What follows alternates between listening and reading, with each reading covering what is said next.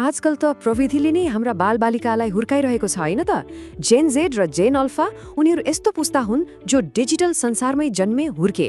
तर प्रश्न यो हो कि यो संसार उनीहरूका लागि वरदान हो कि अभिशाप? आजको यस विश्लेषणमा हामी यही डिजिटल युगका चुनौती र अवसरहरूलाई केलाउनेछौँ र नयाँ पुस्तासँग कसरी स्मार्ट तरिकाले जोडिने भनेर पत्ता लगाउनेछौँ।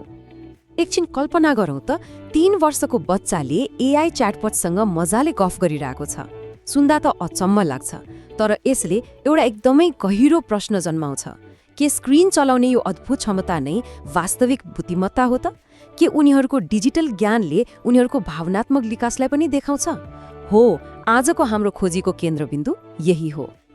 यो यात्रामा हामी 5वटा महत्त्वपूर्ण चरणहरू पार गर्नेछौँ। सुरुमा नयाँ डिजिटल पुस्तालाई चिन्नेछौँ, त्यसपछि स्क्रिन पछाडि लुकेका मनोवैज्ञानिक चुनौतीहरू खोतल्नेछौँ र अन्तमा यी चुनौतीहरूलाई अवसरमा बदल्ने स्मार्ट अभिभावकत्वको बाटोमा लाग्नेछौँ।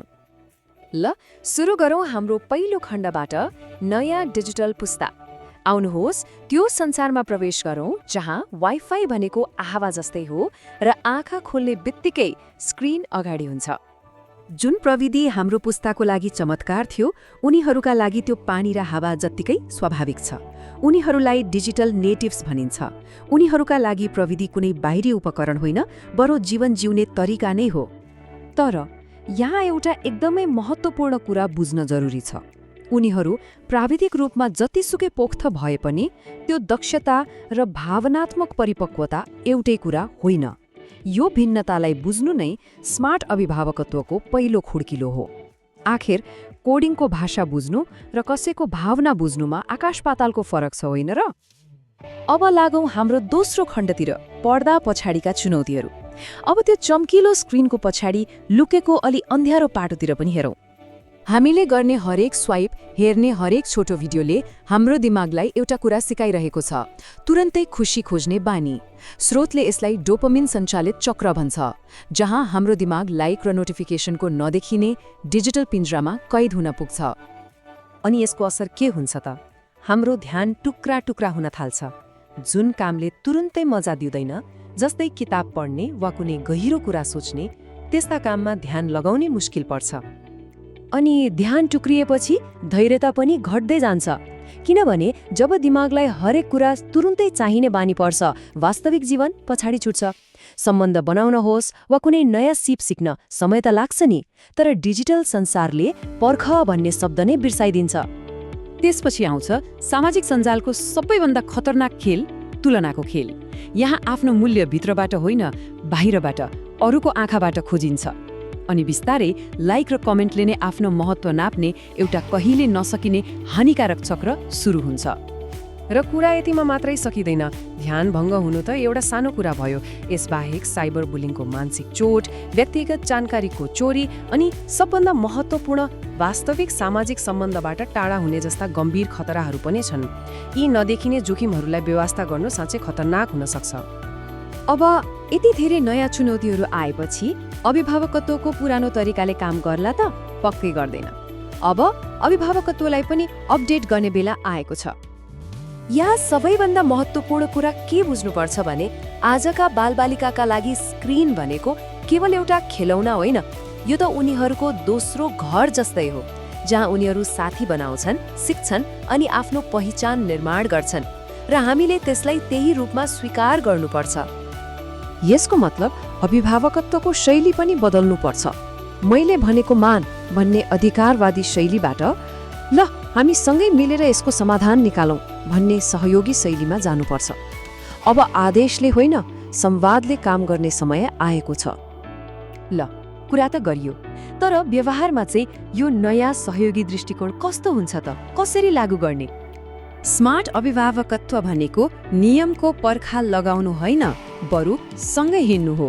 यसको मुख्य लक्ष्य भनेको बाहिरबाट नियम लाद्ने होइन, बरु भित्रैबाट आत्मअनुशासन र जिम्मेवारीको भावना जगाउनु हो।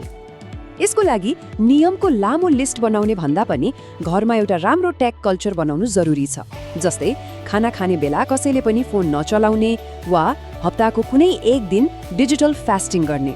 र सबैभन्दा महत्त्वपूर्ण कुरा, यो नियम बच्चाहरूलाई मात्रै होइन, अभिभावकले पनि पालना गर्नुपर्छ, उदाहरण बनेर देखाउनुपर्छ।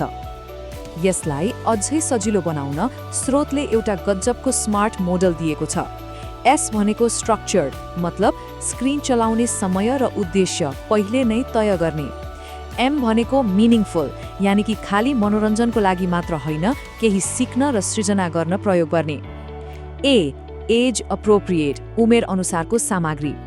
आर रेगुलेटेड, अर्थात् अभिभावकको निगरानीमा। र टी टेक फ्री जोन्स, घरमा स्क्रिन चलाउन नपाइने केही ठाउँ वा समय तोक्ने। यो नियमको लिस्ट भन्दा पनि सँगै बसेर गर्ने एउटा सम्झौता हो। ल, अब हाम्रो अन्तिम खण्डमा जाउँ। अहिलेसम्म हामीले चुनौतीहरूको कुरा गर्यौं। अब हाम्रो दृष्टिकोणलाई अलिकति बदलौँ र डिजिटल संसारले दिने अवसरहरूतिर हेरौँ। किनभने जुन प्रविधिले चुनौती ल्याउँछ त्यसैले नै अवसरको ढोका पनि खोल्छ। सोच्नुस् त, आज एउटा सानो गाउँको बच्चाले संसारको सबैभन्दा राम्रो विश्वविद्यालयको कोर्स घरमै बसेर पढ्न सक्छ। एउटा प्रतिभा भएको व्यक्तिले आफ्नो कला संसारभरि देखाउन सक्छ। यो कत्रो ठुलो अवसर हो, मात्र यसलाई सही दिशा दिन सक्नुपर्छ। त्यसैले स्मार्ट अभिभावकत्वको काम केवल जोखिमबाट बचाउनु मात्र होइन, बरु उनीहरूलाई यस्तो भविष्यको लागि तयार गर्नु हो जहाँ डिजिटल सिप बिना अगाडि बढ्नै सकिँदैन। स्रोतको यो भनाइ एकदमै मननयोग्य छ। स्मार्ट अभिभावकत्व भनेको बच्चाको हात समातेर भविष्यतिर दोर्याउने सबैभन्दा कोमल तर सबैभन्दा शक्तिशाली नेतृत्व हो। यसले अभिभावकको भूमिकालाई कति सुन्दर तरिकाले प्रस्तुत गरेको छ हैन त? र अन्त्यमा एउटा प्रश्न छोडेर जान चाहन्छु। हामीले आफ्ना बालबालिकासँग मिलेर यो डिजिटल संसारलाई डरलाग्दो युद्धभूमिबाट अवसरहरूले भरिएको रमाइलो खेल मैदानमा कसरी बदल्न सक्छौं होला? यो प्रश्न प्रविधिको मात्र होइन, यो त हाम्रो आउने पुस्ताको भविष्यको प्रश्न हो। यसमा विचार गर्नुहोला।